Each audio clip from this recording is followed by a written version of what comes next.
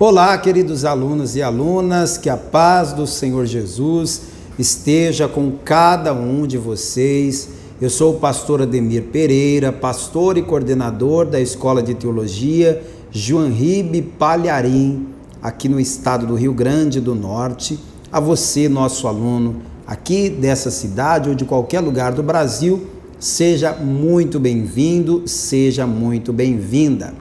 Na nossa aula de hoje, nós vamos dar continuidade à matéria de heresiologia. E dentro da heresiologia, o estudo bíblico acerca das heresias, das falsas doutrinas, nós estamos, desde a semana passada, falando mais especificamente de seitas e heresias e trazendo uma abordagem rápida das principais seitas e heresias difundidas aqui no Brasil. Na semana passada eu falei com você principalmente a respeito do espiritismo e na aula de hoje nós iremos falar a respeito do sabatismo e também das testemunhas de Jeová.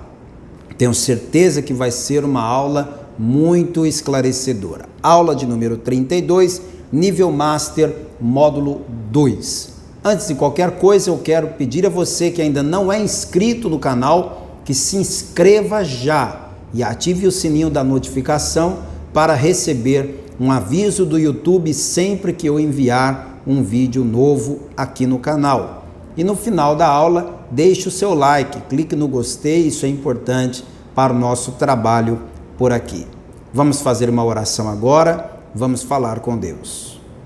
Senhor, nosso Deus e nosso Pai Todo-Poderoso, Deus bendito, amado e santo, eu entro em oração neste momento a favor de cada aluno e aluna da Escola de Teologia João-Ribe Palharim, esta pessoa que está comigo no curso de nível Master e que tem o objetivo de conhecer e prosseguir conhecendo ao Senhor. Eu te peço em nome de Jesus, abra o entendimento destas pessoas para que elas possam entender, compreender, assimilar perfeitamente o que será ministrado hoje.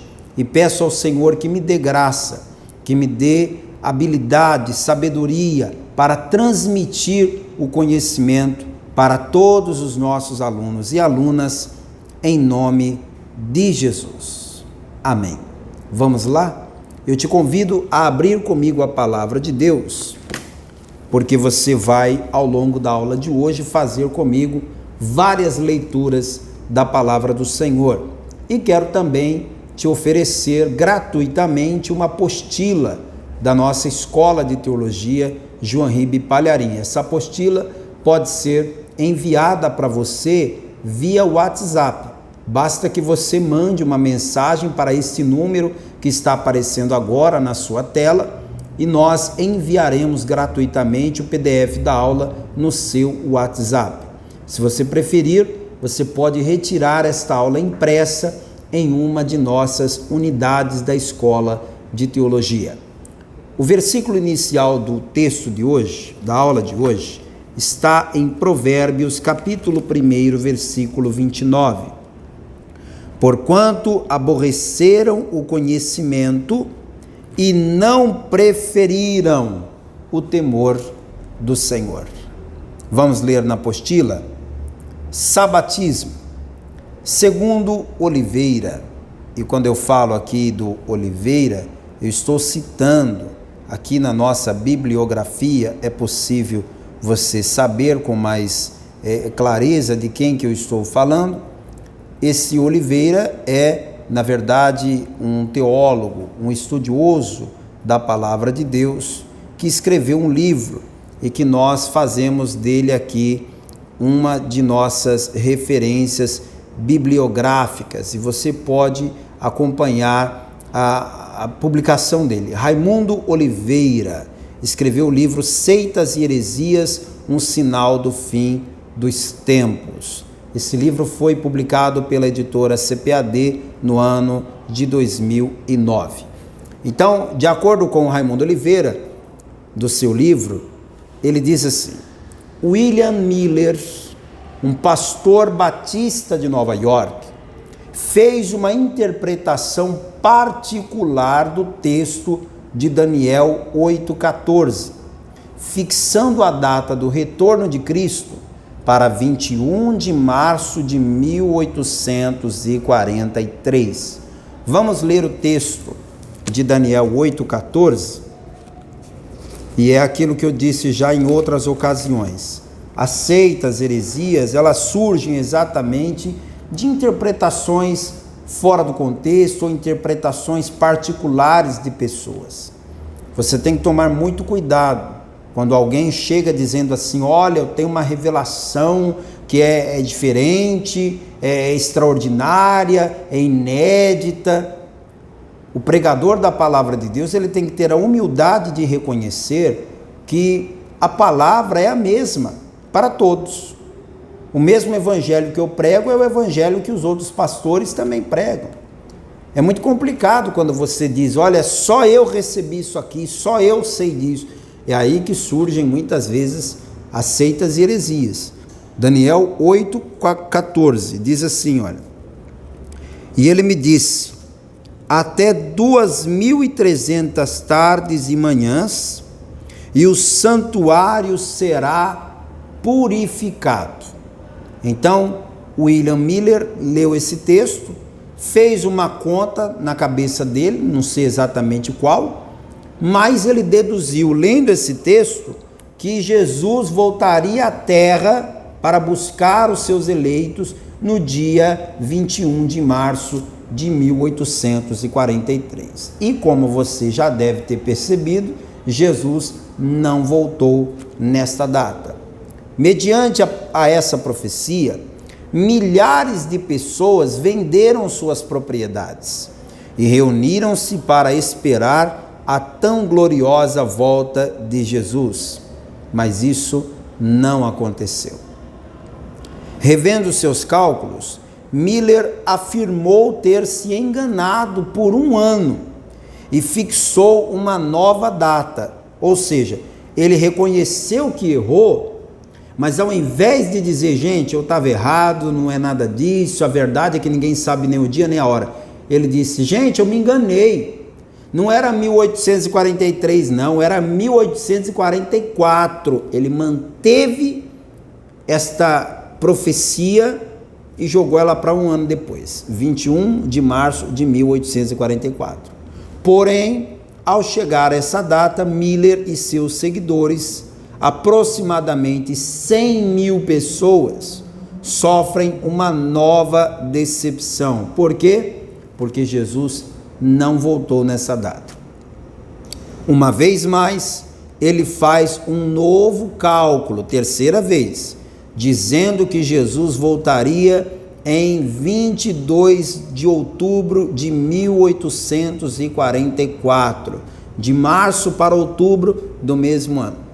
Jesus também não voltou naquele dia. Miller não deu ouvidos à palavra de Deus que afirma em Mateus 25:13, olha o que diz a palavra em Mateus 25:13, esse homem era um pastor batista, gente, era um pastor da cidade de Nova York, e por 3 vezes até aqui, na nossa leitura, ele afirmou para os seus seguidores: Jesus voltará no dia tal. Será que esse pastor batista não leu Mateus 25:13? Vigiai, pois, porque não sabeis o dia nem a hora em que o Filho do Homem há de vir. Como é que pode esse pastor nunca ter lido isso? Ou ler e ter fechado os olhos para isso? Vamos ler na apostila. Ainda em vida, Miller reconheceu o seu erro e voltou atrás. Quantas pessoas não se perderam? Quantas pessoas não se escandalizaram? Quantas pessoas não, enfim, se ficaram desgostosas da vida com Deus por conta desta profecia mentirosa repetida 3 vezes por esse pastor? E o pior de tudo é que quando o Miller desistiu de fixar datas para a volta de Jesus, o estrago já estava feito. 3 dos seus mais fervorosos seguidores, a gente traz o nome deles aqui, olha.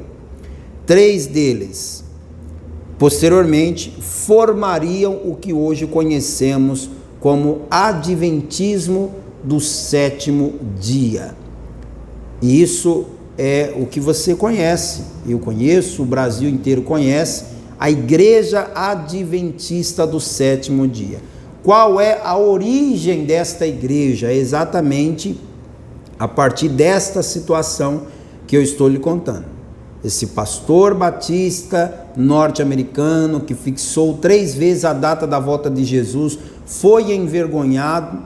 Depois de 3 tentativas frustradas, ele se desculpou e disse que estava enganado, mas 3 seguidores dele deram sequência a esse ensino. Quem são esses 3? Irã Edson, e esse aqui dizia que o Miller não havia se enganado. Joseph Batts, que observava o sábado ao invés de domingo, e Ellen Harmon, que depois vai ser chamada de Ellen White, que dizia ter o dom da profecia e que se proclamava profetisa e líder do movimento. Para salvar a situação vergonhosa, deixada pelo Miller, a senhora White criou a teoria do santuário. Essa teoria afirma que o santuário, aquela citação de Daniel 8, 13 e 14, que fala do santuário que está no céu, diz aqui a teoria de Ellen White, que o santuário está no céu e não na terra. E segundo ela, Cristo veio no dia 22 de outubro de 1844 a esse santuário para purificá-lo. E esse trabalho de purificação está acontecendo até agora. A senhora White assegurou que tudo isso lhe tinha sido dado por revelação divina. Bem, o que nós, estudantes de teologia, conhecedores da palavra, pessoas que queremos nos aprofundar no conhecimento de Deus, devemos pensar a respeito desta linha de interpretação, a respeito desta seita? Bem, o cristão refuta as teorias adventistas da seguinte forma. Primeira teoria adventista que a gente vai refutar, Daniel capítulo 8, versículo 13 e 14, o texto bíblico diz: depois ouvi um santo que falava, e disse outro santo àquele que falava: até quando durará a visão do contínuo sacrifício e da transgressão assoladora, para que sejam entregues o santuário e o exército a fim de serem pisados? E ele me disse: até 2.300 tardes e manhãs, e o santuário será purificado. A senhora White afirmava que Jesus Cristo estaria fazendo essa purificação no seu santuário celeste. Cristo já fez a purificação dos nossos pecados, como lemos em Hebreus capítulo 1, versículo 3. Vamos ler isso aqui. Essa teoria adventista de que Cristo está fazendo essa purificação até hoje, não bate com o que diz a palavra. A palavra diz aqui, olha, Hebreus 1, 3. Leia comigo, por favor. Aos Hebreus, capítulo 1, versículo 3. O qual, sendo o resplendor da sua glória e a expressa imagem da sua pessoa, e sustentando todas as coisas pela palavra do seu poder, havendo feito por si mesmo, olha, no passado, havendo feito, não é que ele vai fazer ou está fazendo, ele já fez, havendo feito por si mesmo a purificação dos nossos pecados, assentou-se à destra da majestade nas alturas. E ele está assentado à direita de Deus, e há textos diversos que falam sobre isso. Hebreus capítulo 7, versículo 27, por exemplo, diz que não necessitasse, como somos sacerdotes, de oferecer cada dia sacrifícios, primeiramente por seus próprios pecados e depois pelos do povo, porque isso fez ele uma vez, oferecendo-se a si mesmo. No capítulo 10, verso 12 da carta aos Hebreus também está escrito: mas este, havendo oferecido um único sacrifício pelos pecados, está assentado para sempre à destra de Deus. João 5:24, olha o que diz aqui. João, capítulo 5,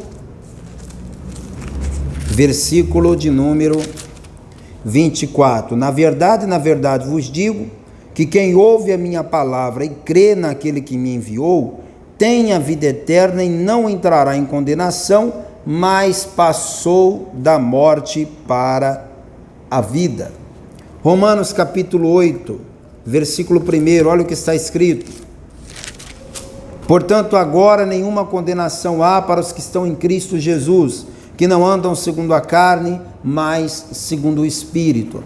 E 1 João capítulo 1, versículo 7, o apóstolo João, na sua carta, escreve à igreja dizendo assim: mas se andarmos na luz como ele na luz está, temos comunhão uns com os outros, e o sangue de Jesus Cristo, seu Filho, nos purifica de todo pecado. Então essa história de que Jesus está purificando o santuário, que depois ele vai... Não bate com o que diz a palavra. Bem, uma outra coisa que o adventismo prega e que nós refutamos é que a salvação depende da guarda da lei. Para os adventistas, mesmo nesta era que nós vivemos, é necessário que o cristão guarde a lei, porque sem guardar a lei o cristão não é salvo. Segundo Silva, outro de nossos teólogos consultados aqui na nossa apostila, você pode adquirir também a obra dele, esta obra também está citada aqui, José Apolônio Silva, no livro Heresiologia, Estudos sobre Seitas e Heresias, um livro publicado também pela CPAD no ano de 2006. Olha só o que diz o Silva. Ele diz aqui assim, olha, página 2 da sua apostila. A salvação depende da guarda da lei. Segundo Silva, esse é um dos pontos de crença dos adventistas, mas é facilmente refutado pela palavra de Deus quando lemos alguns textos. Eu vou ler alguns textos da palavra, e aí você lendo em casa comigo vai perceber que pela leitura desses textos fica claro que eu não dependo da guarda da lei para ser salvo. Romanos capítulo de número 3 e verso 20. Acompanhe, por favor. Romanos 3, 20. Por isso, nenhuma carne será justificada diante dele pelas obras da lei, porque pela lei vem o conhecimento do pecado. Nenhuma carne será justificada diante dele pelas obras da lei. Claro, né? Está simples e objetivo aqui. Verso 24. Sendo justificados gratuitamente pela sua graça, pela redenção que há em Cristo Jesus. No versículo que nós lemos aqui, olha, Romanos capítulo 3, versículo 20, ele está dizendo que nenhuma carne será justificada pelas obras da lei. No versículo 24, ele diz que nós somos justificados pela graça. Então não há dúvidas, não é pela lei, é pela graça. Gálatas capítulo 2, versículo 16 e 21. Vamos lá. Gálatas capítulo 2, eu vou ler o versículo 16 e pular para o 21, me acompanhe.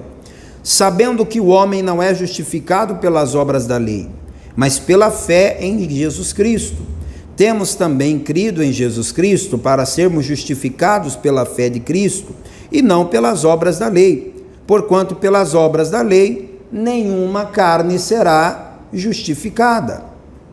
Olha só agora o versículo de número 21. Não aniquilo a graça de Deus, porque se a justiça provém da lei, segue-se que Cristo morreu em vão. Morreu debalde. Debalde, uma palavra grega traduzida na nossa língua como em vão, de forma inútil. Quer dizer que se fosse para eu ser justificado pela lei, então Cristo morreu em vão, porque Cristo cumpriu a lei por nós. Não faz sentido o que querem nos ensinar a seita dos adventistas. Aí você vem para o capítulo 3, no verso 11 de Gálatas, e olha o que Paulo está dizendo. E é evidente que pela lei ninguém será justificado diante de Deus, porque o justo viverá da fé. Olha o capítulo 5, verso 4 dessa mesma carta. Separados estáis de Cristo, vós os que vos justificais pela lei, da graça tendes caído. Vá comigo agora para Atos 13, 39. Vamos ver o que está escrito aqui, Atos capítulo 13, verso 39. E de tudo o que pela lei de Moisés não pudeste ser justificados, por ele é justificado todo aquele que crê. Está vendo só quantos textos? Não acabou não, tem mais textos aqui, olha, Romanos 6,14. Aos Romanos, capítulo 6, verso 14. Porque o pecado não terá domínio sobre vós, pois não estáis debaixo da lei, mas da graça. Outro texto que eu quero ler com você é Efésios capítulo 2, verso 8 e 9. Porque pela graça sois salvos, por meio da fé, e isso não vem de vós, é dom de Deus. Não vem das obras, ou seja, cumprir a lei é uma obra, né? E está dizendo que não vem pelas obras, para que ninguém se glorie. Ninguém será salvo batendo no peito e dizendo, olha, eu fiz por merecer. Eu estou aqui no céu porque eu paguei o preço, eu estou aqui no céu porque eu cumpri a lei. Não. Ninguém será salvo assim. Quando você chegar no céu, você não vai ver lá pessoas merecedoras da salvação. Você vai ver ali pecadores e pecadoras arrependidos, perdoados e salvos pela graça de Deus. Tito capítulo 2, verso 11, carta de Paulo a Tito. O Paulo escreveu para esse filho na fé e ensinou o Tito a ensinar a igreja desta forma, capítulo 2, verso 11. Porque a graça de Deus se há manifestado, trazendo salvação a todos os homens. O que é que trouxe salvação a todos os homens? A graça de Deus. Não foi a lei de Deus, mas sim a graça de Deus. Na mesma carta, no capítulo 3, verso 7, Paulo diz assim: para que, sendo justificados pela sua graça, sejamos feitos herdeiros, segundo a esperança da vida eterna. Está vendo só? Esta crença dos adventistas de que a salvação depende da guarda da lei é facilmente desmontada quando você abre a palavra de Deus. Agora, se tem uma coisa que os adventistas fazem muito bem, é argumentar biblicamente aquilo que eles acreditam. Tanto é que existem canais de TV adventistas que têm inúmeros programas que visam esclarecer, que visam falar daquilo que eles acreditam. E se você parar na frente daquele programa, na frente da tela, assistindo aquele programa 20 minutos, se você não tiver convicção e clareza na palavra, você é facilmente enganado por essas distorções teológicas que eles apresentam. Ou seja, fique ali 20 minutos assistindo o programa deles e você vai sair de lá acreditando, concordando, porque eles têm uma grande habilidade de transmitir a sua crença. Prova disso é que aquele pastor batista norte-americano conseguiu convencer milhares de pessoas 3 vezes. Ó, gente, não era dia tal não, é tal dia, é no ano que vem, é no mês de outubro, não, é em março. E as pessoas acreditando. O que Jesus disse?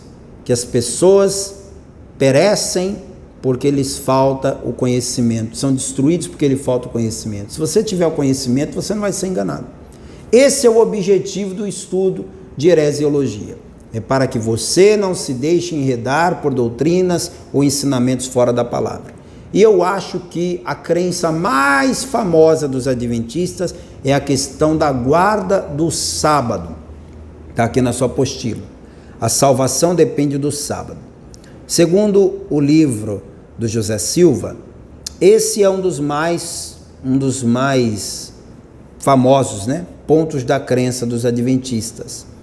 A salvação depende da graça de Deus e não de guardar um dia da semana. Você tem que entender isso. Porque para os adventistas, o salvo é aquele que guarda o sábado. E quem não guarda o sábado, para eles não serve. Você pode ser um cristão sincero, verdadeiro, genuíno, que busca a palavra, que tem o Espírito Santo. A pergunta para eles é: mas você guarda o sábado? Não guardo o sábado. Não, então você não é salvo. Salvos são aqueles que guardam o sábado. É assim que as adventistas acreditam. E toda e qualquer pessoa que quiser se juntar ao adventismo vai ter que se submeter a esse ensinamento, porque isso é a base da crença. Eles estão ali enraizados nisso anos e anos e não tem quem tire isso da cabeça deles. Agora, vamos ver na palavra de Deus. Será que a guarda do sábado é realmente fundamental para a salvação? Vamos em Gênesis capítulo 4. Vamos lá, abra comigo a palavra de Deus, por favor. Gálatas, capítulo 4. Olhei de relance ali e vi o GN, né? Mas é GL. Gálatas, capítulo 4, versículo 10. Paulo disse assim, olha: guardai dias e meses e tempos e anos, receio de vós que haja eu trabalhado em vão para convosco. Paulo está fazendo um desabafo aqui. Paulo está dizendo para os irmãos de Gálatas: gente, eu acho que eu perdi meu tempo pregando para vocês, eu acho que vocês não entenderam nada, porque vocês estão guardando dias e meses, tempos e anos, ao invés de guardar a palavra. E o que é que fazem os adventistas? Exatamente isso, estão ali obcecados com essa questão de datas, de dia da semana. Vamos ler mais textos aqui da palavra de Deus? Colossenses capítulo 2, versículo 16. Olha o que a palavra diz: portanto, ninguém vos julgue pelo comer ou pelo beber, ou por causa dos dias de festa, ou da lua nova, ou dos sábados, que são sombra das coisas futuras, mas o corpo é de Cristo. Paulo falou: ninguém tem o direito de te julgar porque você não guarda o sábado, porque você não celebra essa ou aquela festa, porque você faz isso ou faz aquilo. Ninguém tem esse direito. Por exemplo, há lugares onde as pessoas conseguem folgar no sábado. E quando você consegue folgar no sábado, então é aquele o teu dia de descanso. Mas será que todo mundo consegue folgar no sábado? Todo mundo, sem exceção. Me diga aí. Você vai no médico no sábado, tem médico trabalhando? Vai no hospital, tem? Tem médico trabalhando, tem enfermeiro trabalhando? As ambulâncias, os motoristas das ambulâncias estão trabalhando. Você anda pela rua da cidade, o taxista está trabalhando, o motorista do ônibus está trabalhando, o vendedor está trabalhando. Há pessoas que estão em casa descansando no sábado. Muito mais gente descansa no sábado do que no meio da semana. Isso é fato. Mas não é geral. Sempre vai ter alguém trabalhando. E no dia que aquelas pessoas que estão trabalhando forem descansar, outras estarão trabalhando, e assim vai. Não existe isso de que todo mundo tem que folgar no mesmo dia para poder guardar o sábado. Existem dias em que um trabalha menos, o outro trabalha mais, enquanto um trabalha mais, o outro está de folga, e por aí vai. E a palavra de Deus está dizendo: ninguém o julgue, ninguém julgue. Se você guarda o sábado porque você tem condição de ficar em casa sábado e aproveitar o dia sábado e descansar no sábado, parabéns, ótimo, que bom para você. Se você precisa trabalhar no sábado, vai e trabalhe, até porque Jesus nunca deixou de fazer o que tinha que fazer porque era sábado, nunca deixou. Se eu no sábado puder ficar em casa com a minha família, descansar no sábado, eu vou descansar no sábado e vou achar excelente, vou achar ótimo. Mas se eu tiver que fazer um trabalho na igreja, sábado, não interessa que é sábado, eu vou fazer o trabalho que tem que ser feito. Não tem essa de que não é sábado, eu não posso trabalhar, não posso fazer qualquer coisa. Qualquer trabalho que eu precisar fazer no sábado, eu vou fazer, porque Jesus era assim. Eu vou ler mais alguns textos aqui da palavra com você. Romanos capítulo 4, verso 15. E aí nós vamos entrar nesse mérito de Jesus não guardar o sábado. Porque o maior exemplo para o cristão é quem? É Cristo. Por que nós somos chamados de cristão? Porque nós somos imitadores de Cristo. Romanos 4, 15. Porque a lei opera a ira, porque onde não há lei, também não há transgressão. Eu acabei de dizer para você que nós não somos salvos pela lei, nós somos salvos pela graça. Então, se não há lei, não há transgressão. Se eu não estou vivendo debaixo da lei, então significa que ainda que a lei diga, mas a lei de Moisés dizia que tinha que guardar o sábado, dizia, mas eu não estou mais debaixo dessa lei. Essa lei não se aplica a nós. Essa lei já foi cumprida e essa lei não está mais como uma obrigação para o cristão atual. Leia comigo na apostila, por favor. O próprio Jesus realizou curas no sábado. E foi a respeito dessas curas em dia de sábado e pelas acusações recebidas que Jesus disse: meu pai trabalha até agora e eu trabalho também. Foram reclamar com Jesus: mas hoje é sábado e você aí curando, você não podia fazer isso. E aí Jesus falou: escuta, meu pai trabalha até agora e eu também trabalho. Ou seja, Jesus não estava preocupado em que dia era da semana, estava preocupado em ajudar quem precisava. Deixa eu ler para você aqui textos da palavra de Deus que mostram que Jesus não guardava o sábado. Lucas capítulo 4, versículo 31. E desceu a Cafarnaum, cidade da Galileia, e os ensinava nos sábados. E admiravam-se da sua doutrina, porque a sua palavra era com autoridade. Aí você vai dizer: mas ele estava no templo ensinando no sábado, então ele estava num culto. Está no culto sábado, pode. Tanto é que o dia que a igreja adventista está cheia, é quando? É no sábado, né? Porque os crentes adventistas entendem que é no sábado o dia onde eles devem se abster do trabalho, mas devem buscar a Deus. Então, até aqui, alguém vai dizer: Jesus estava pregando no sábado, então podemos dizer que ele guardou o sábado aqui? Se esse é o teu ponto de vista. Vamos ver Lucas 6. Lucas capítulo 6, versículo 6. E aconteceu também em outro sábado, que entrou na sinagoga e estava ensinando. E havia ali um homem que tinha a mão direita mirrada.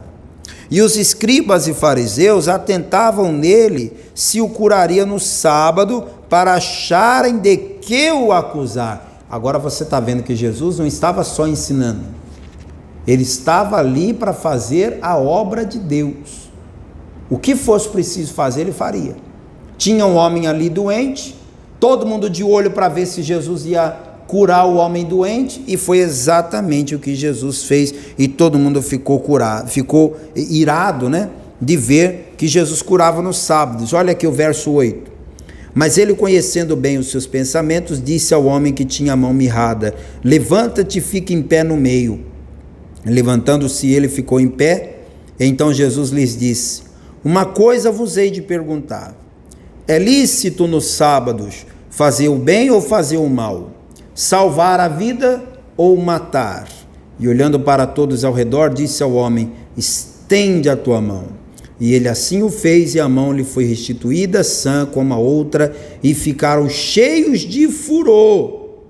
E uns com os outros conferenciavam sobre o que fariam a Jesus. Ninguém se alegrou por ver que o homem da mão mirrada foi curado. Ninguém deu glória a Deus, ninguém ficou: ainda bem, ele fez o bem a esse pobre coitado que não podia trabalhar, que não podia viver uma vida digna porque a mão era deficiente. Ninguém estava nem aí para o homem, eles estavam só obcecados na guarda dos sábados.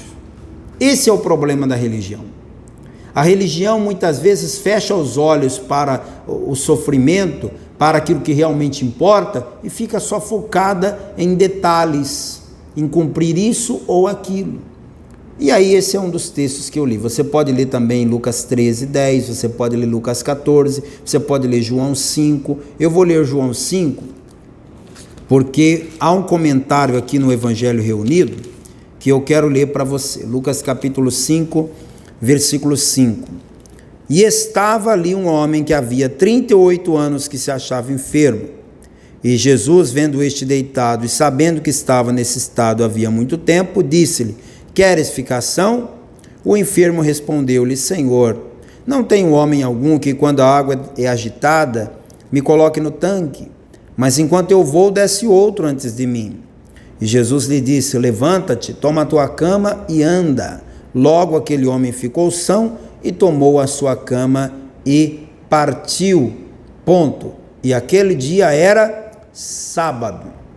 Então os judeus disseram àquele que tinha sido curado: é sábado, não te é lícito carregar a cama, levar a cama. Ele respondeu-lhe: aquele que me curou, ele próprio disse: toma a tua cama e anda. Em outras palavras, aquele homem falou: escuta, se pode carregar a cama ou não pode, não me interessa. O que me interessa é que eu estava 38 anos paralítico e ninguém de vocês fez nada para me ajudar. Agora, aquele homem ali, ó, aquele homem disse para mim me levantar, colocar a cama nas costas, sair andando, e eu não sei explicar como. O que eu sei é que eu não podia andar, mas agora posso. A minha coluna endireitou, eu estou saudável. Então, olha, acerta com ele esse negócio do sábado. O que eu sei é que eu estou curado agora. O homem não estava preocupado com o sábado, estava preocupado com a cura dele. E me deixa indignado o fato de que os fariseus não chegaram para aquele homem para dizer: escuta, você não é o paralítico que ficava ali no tanque? Há 38 anos, a gente cresceu te vendo lá, o que aconteceu com você, hein? Rapaz, você está curado, que coisa maravilhosa. Ninguém perguntou nada sobre como aquele paralítico deixou de ser paralítico. Eles estavam obcecados apenas com o detalhe do sábado. Então, veja o comentário aqui do Evangelho Reunido. Meu pai trabalha até agora. Sendo que aquela cura aconteceu no sábado, Jesus mostrou que naquele dia o pai trabalhou. E foi assim desde o princípio, porque está escrito que no sétimo dia Deus interrompeu o descanso para abençoar e santificar o dia sétimo. Gênesis 2:2. Havendo Deus completado no dia sétimo a obra que tinha feito, descansou nesse dia de toda a obra que fizera, e abençoou Deus o sétimo dia e o santificou, porque nele descansou de toda a sua obra que criara e fizera. Dentro daquele espírito legalista e intolerante dos escribas e fariseus, ao interromper o descanso para abençoar o sétimo dia da criação, o próprio Deus já teria pecado. Ora, aquele dia era sábado, de acordo com o texto que eu li aqui para você em João 5. Jesus fez este milagre no sábado para deliberadamente combater o legalismo religioso que em qualquer situação exigia obediência incondicional às doutrinas religiosas, mesmo quando em detrimento do bem-estar e da vida humana. Pensa comigo, o homem era paralítico, estava todos os dias no mesmo lugar. Há quanto tempo? 38 anos. Jesus não poderia ter ido lá na sexta-feira, na segunda, na terça, na quarta? Por que Jesus foi encontrar com o paralítico lá no tanque de Betesda justamente no sábado? Foi de propósito. Jesus queria mostrar para a gente que Deus trabalha nos sábados, que Jesus trabalhava nos sábados. E por que você tem que ficar obcecado, preocupado com essa crença de que quem não guarda o sábado não é salvo? Esqueça isso, isso não está de acordo com a palavra de Deus. Continuando aqui a leitura, segundo Oliveira, o domingo substituiu o sábado como dia da semana de repouso para a igreja, porque Cristo ressuscitou no primeiro dia da semana, de acordo com a informação de Marcos 16:9. Todo mundo sabe que Jesus ressuscitou que dia? No domingo, primeiro dia da semana. Porque foi um dia especial de manifestação de Cristo ressuscitado. Você vai para Lucas 24, você vai para João 20, e você vê que no primeiro dia da semana, ou seja, no domingo, o Senhor Jesus se manifestou para os seus discípulos. Porque os cristãos dos tempos apostólicos se reuniam aos domingos para celebrar a Santa Ceia, para pregar e para separar ofertas ao Senhor. Você vai em Atos 20, verso 7, você vai em 1 Coríntios 16, você vai ver os apóstolos sempre dando aquela instrução: no primeiro dia da semana vocês vão se ajuntar para comer a ceia do Senhor, vocês vão se ajuntar e vão trazer as suas ofertas. Então, devido ao fato de ser no domingo que Jesus ressuscitou, de ser no domingo que ele apareceu, de ser no domingo que a igreja se reunia, os cristãos mudaram esse dia de sábado para o dia de domingo. E para Deus, tanto faz que dia você vai descansar. A fórmula estabelecida, sempre que eu falo sobre o sábado, eu explico isso. O que Deus quis ensinar desde lá do início na criação? Uma fórmula saudável de trabalho. Para cada 6 dias de trabalho, um dia de descanso.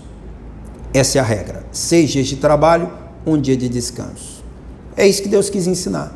Agora, se o seu dia de trabalho, de descanso, vai ser o sábado, vai ser o domingo, vai ser a segunda, vai ser a terça, isso tanto faz.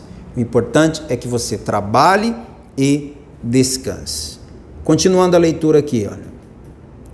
A palavra sábado vem do hebraico Shabá, que significa cessar, desistir, folgar.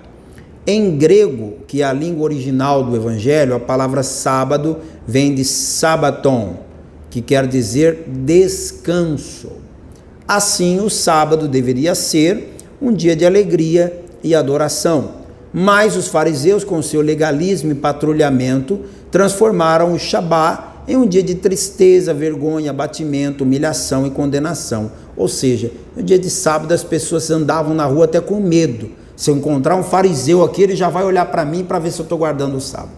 Deixou de ser um dia de alegria para ser um dia de pressão psicológica. O que fez Davi quando teve fome? A passagem bíblica que Jesus mencionou está em 1 Samuel 21:6 e foi usada por Jesus para mais uma vez mostrar que o bem-estar humano vem acima do rigor cerimonial de uma religião. O que Davi fez no sábado? Estava com fome, os seus homens com ele com fome, entraram num campo e colheram espigas e comeram. Pela lei, isso não era nem permitido. Mas Davi ia fazer o quê? Ia deixar os homens dele morrer de fome porque era sábado. Não, ninguém pode comer hoje, só vai poder comer amanhã.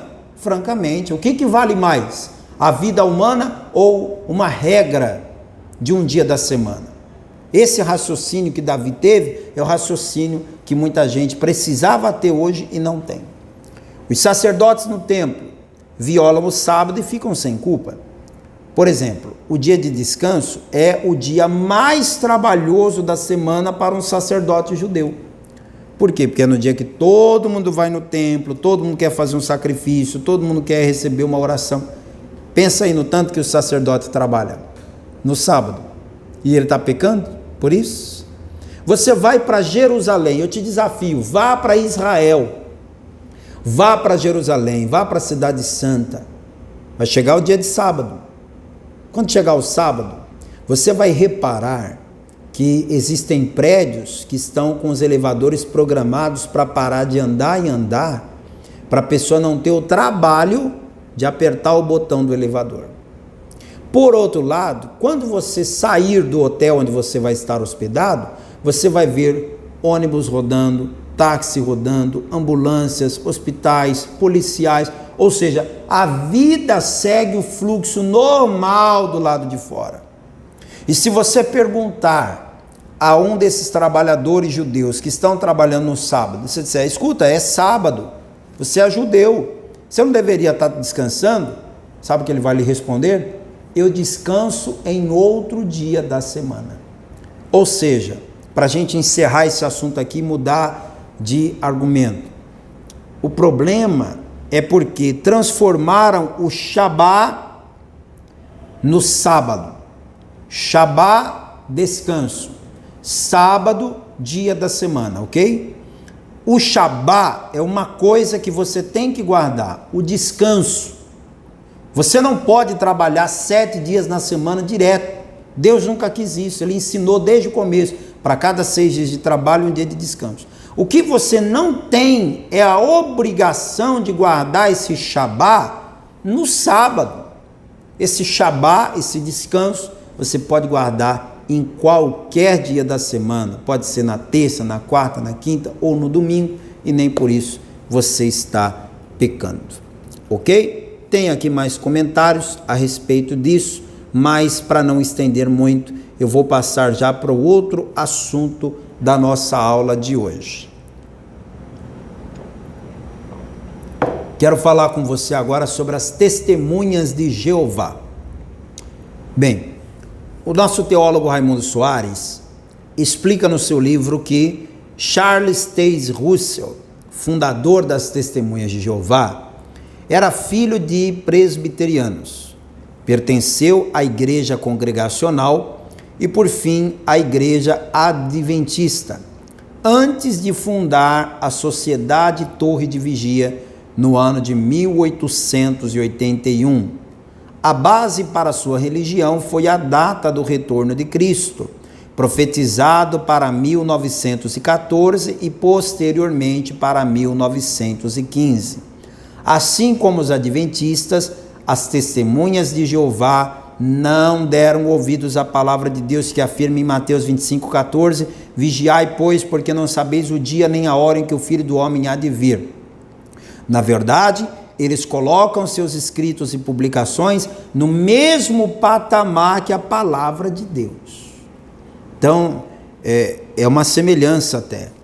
Os adventistas fixaram a data da volta de Cristo, fracassaram, Jesus não voltou naquele dia, mesmo assim continuam insistindo em crenças e mais crenças e ensinando as pessoas e obrigando as pessoas a agirem daquela forma. A seita das Testemunhas de Jeová foi fundada nesse mesmo prisma, de um seguidor, de um fundador, melhor dizendo, que fixou por mais de uma vez a data da volta de Cristo. E uma vez que a seita das Testemunhas de Jeová possui uma publicadora gigantesca, que é a Sociedade Torre de Vigia, eles têm condição de produzir milhões de exemplares de literatura para distribuir pelo mundo afora. E foi isso que eles fizeram. Distribuíram aos milhões literaturas anunciando a volta de Jesus para uma determinada data que não aconteceu, e eles passaram vergonha, tiveram que retirar tudo e queimar tudo e sumir com tudo para que ninguém pudesse ler e depois dizer: olha, vocês falaram aqui que Jesus ia voltar tal dia e não voltou. Mas a história está aí, não tem como negar, né? Agora, a seita das Testemunhas de Jeová ainda se torna pior e muito do que outras seitas, porque a Igreja Adventista do Sétimo Dia, pelo menos, usa a Bíblia. Apesar de que para os Adventistas do Sétimo Dia, os livros de Ellen Goldwhite são tão impressionantes e poderosos e canônicos para os adventistas. Deixa eu falar isso aqui para você, que é aluno da escola de teologia. Para os adventistas, os livros de Ellen White são canônicos. Eles acreditam que os livros de Ellen White são sagrados, são inspirados pelo Espírito Santo. Apesar de não estarem na Bíblia, a Igreja Adventista incentiva os seus membros a lerem os escritos de Ellen Goldwhite para qualquer situação da vida e buscar ali a revelação, buscar ali a direção. Muito triste, não é? Para você ter uma ideia, o Adventista do Sétimo Dia é levado a citar textos de Ellen Goldwhite na ocasião do batismo. A pessoa está sendo batizada na confissão de fé para o batismo adventista, a pessoa tem que citar Ellen White. Grave, não é? No caso da Testemunha de Jeová, eles foram além, porque eles fizeram a Bíblia deles, a Bíblia das Testemunhas de Jeová. Vamos ler aqui na apostila um pouco mais, para você entender melhor sobre isso. Vamos lá. Na verdade, eles colocam seus escritos e publicações no mesmo patamar que a palavra de Deus. Acerca disso, afirmam o seguinte: os 6 tornos de estudos das Escrituras constituem praticamente na Bíblia. Não são meramente um comentário acerca da Bíblia, mas praticamente a própria Bíblia. Não se pode descobrir o plano divino estudando a Bíblia. Isso é o que dizem as Testemunhas de Jeová. Não se pode descobrir o plano divino estudando a Bíblia. Se alguém coloca de lado os estudos, mesmo depois de familiarizar-se com eles, e se dirige apenas à Bíblia, dentro de 2 anos volta às trevas. Ao contrário, se lê os estudos das Escrituras com as suas citações, ainda que não tenha lido sequer uma página da Bíblia, e ao cabo de 2 anos estará na luz. Que coisa terrível, hein? Eu discordo plenamente disso aqui, porque para mim, João 3,16 já é suficiente para entender o plano de salvação. Eu costumo dizer, você que é membro da igreja onde eu sou pastor, já deve ter ouvido dizer isso. Se a Bíblia toda tivesse se perdido no tempo, e só tivesse chegado para nós João 3,16, ao ler João 3,16, você já entenderia o plano de salvação. Mas as Testemunhas de Jeová dizem que só ler esta Bíblia aqui não basta para conduzir a pessoa à salvação. Ela tem que ler os estudos das Escrituras, que são complementos da Bíblia escrita pela seita das Testemunhas de Jeová. Continue na apostila comigo. As Testemunhas de Jeová não só menosprezam a palavra de Deus como única regra de fé e prática, como também declaram que Jeová não é onipresente nem onisciente, contrariando a Bíblia. Eu nem preciso ler texto da Bíblia para dizer para você que Deus é onipresente, né? Que Deus é onisciente, porque você, aluno da escola de teologia, sabe muito bem disso. O texto está aí na tua apostila, 1 Reis 8, 27, Jeremias 23, 23 e 24, Salmo 147, verso 4 e 5, Daniel 2, 20 ao 22. Eles negam. Eles pegam esses textos e dizem, não é isso que está dizendo. A gente não vê dessa forma. Outro exemplo aqui, olha. Além disso, negam a doutrina bíblica da Trindade. Testemunhas de Jeová não acreditam na Trindade. Eles acreditam em Jeová, só. O que nós acreditamos? No Pai, no Filho e no Espírito Santo, que apesar de serem 3 pessoas distintas, são apenas um Deus. Nós não temos 3 deuses, nós temos um Deus trino, um Deus que é Pai, Filho e Espírito Santo. Para as Testemunhas de Jeová, o que nós acreditamos é ser triteístas. Eles dizem que nós somos triteístas, ou seja, que cremos em 3 deuses. Ora, que somos unicistas, que é aquela doutrina que diz ser o Pai, o Filho e o Espírito Santo uma só pessoa. Colocam Jesus apenas como um Deus poderoso e não o Deus Jeová, ou seja, para eles Jesus é um Deus menor. E também ensinam que ele, Jesus, não é mediador entre Deus e os homens, contrariando as Escrituras. Você vai lá para 1 Timóteo, aqui ó, primeira carta de Paulo a Timóteo, capítulo 2, verso 5, olha só, 1 Timóteo, capítulo 2, verso 5, deixa eu ler aqui para você, olha. Porque há um só Deus e um só mediador entre Deus e os homens, Jesus Cristo, homem. Tá claro, não tá?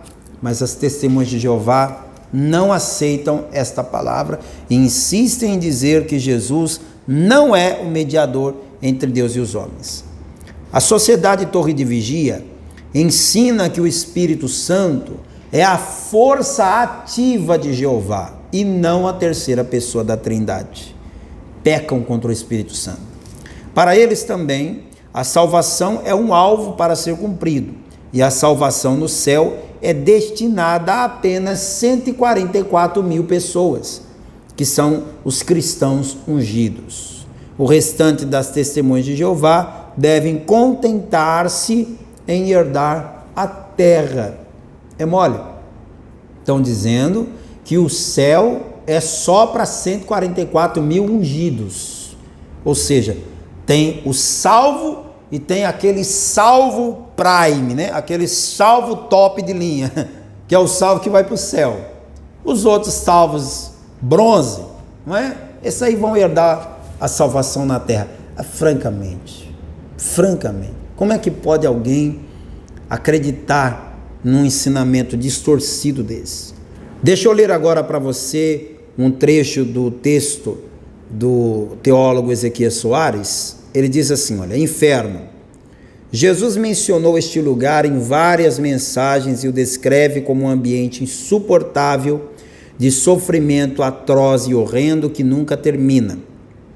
Afirmou que o fogo do inferno foi preparado para o diabo e seus anjos, Mateus 25:41, mas que também serão lançados ali os ímpios, maus e avarentos, apartados para sempre do Senhor. Tudo isso acontecerá depois da ressurreição do juízo, em que corpo e alma serão novamente reunidos e, após condenação formal, padecerão eternamente com choro e ranger de dentes. E textos estão aí para você ler na apostila. É evidente que Deus, amoroso e benigno, não deseja esse destino para o ser humano criado à sua imagem e semelhança. Por isto, ele preparou antecipadamente Jesus como a porta da salvação e da vida eterna. Ao receber nesta vida o Senhor Jesus como único, suficiente, exclusivo e eterno Salvador, o pecador é purificado de todo pecado, transformando-se em filho de Deus também, e o seu nome é escrito no livro da vida do Cordeiro. Isso lhe garante escapar do destino final preparado para o diabo e seus anjos. Página 259 do Evangelho Reunido.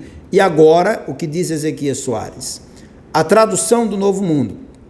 A organização procura fazer com que as suas crenças pareçam bíblicas, e para isso produziu a sua própria Bíblia, a tradução do Novo Mundo das Escrituras.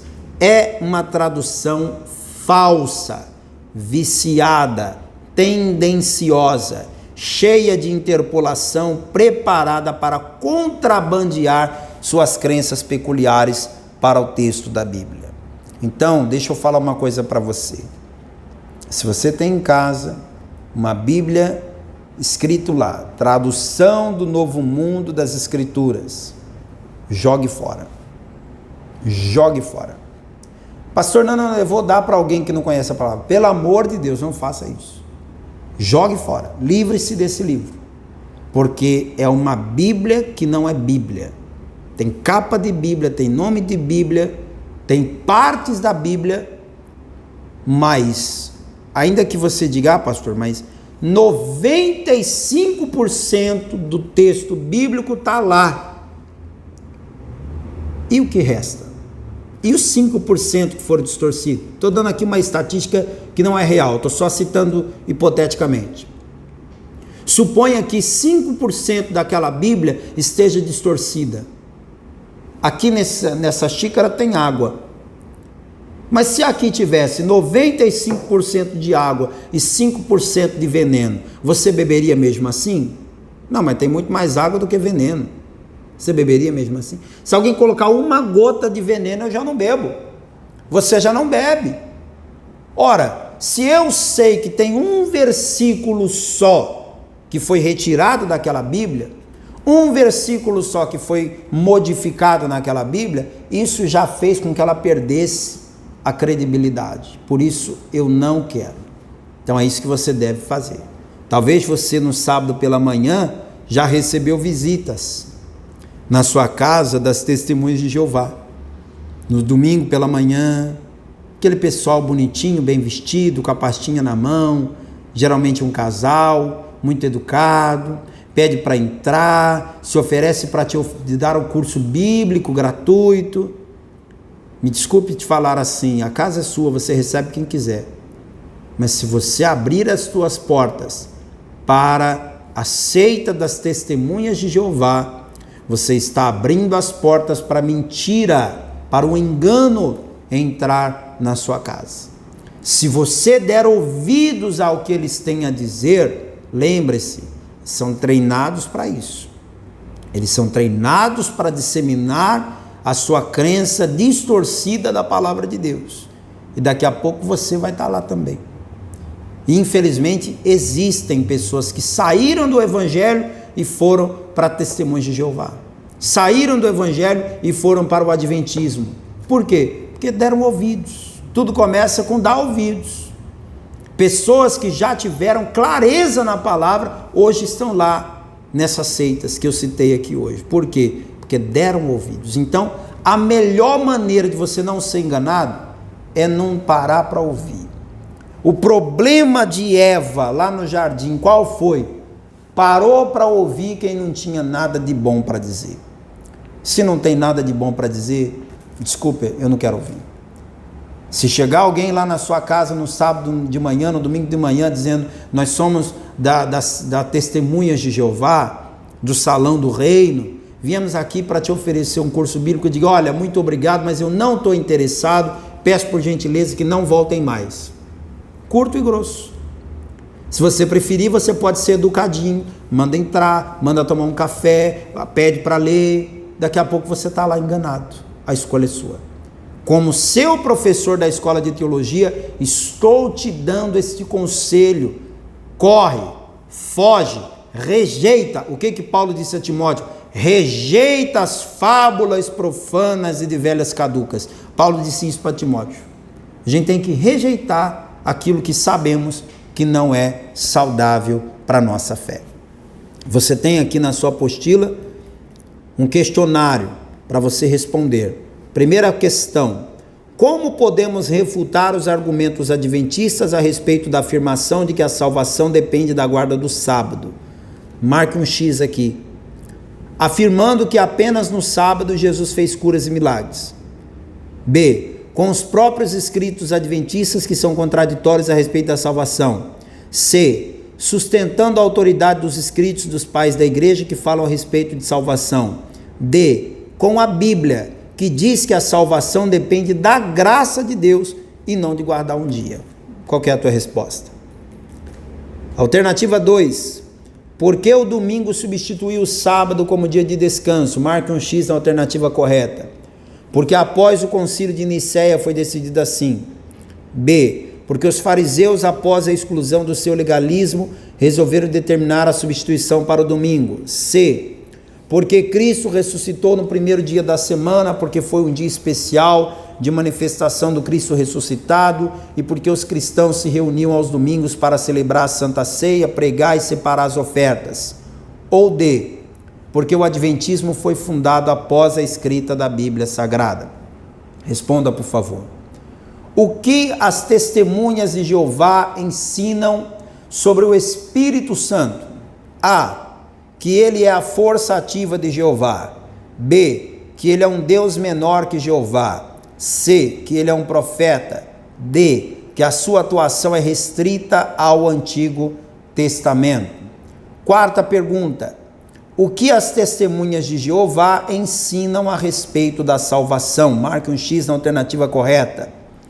A testemunha de Jeová ensina que a salvação é atingida mediante a meditação pessoal de cada crente. Que a salvação é um alvo para ser cumprido e que a salvação no céu é destinada a 144 mil pessoas, que são os chamados por eles de cristãos ungidos. C. Que a salvação é destinada a todos aqueles que creem em Jesus como Cristo. Ou D. Que todos indistintamente, ao crerem, serão levados para o céu. E me responda aqui em 7 linhas o que você conseguiu assimilar, aprender com a aula de hoje. Bem, eu sou o pastor Ademir Pereira, esta foi mais uma aula da Escola de Teologia João Ribe Palharim. Eu espero de verdade que você tenha gostado da aula de hoje. Deixe aqui o seu comentário, clique no gostei, se inscreva no canal. Até a próxima aula, querendo Deus. Tchau, tchau.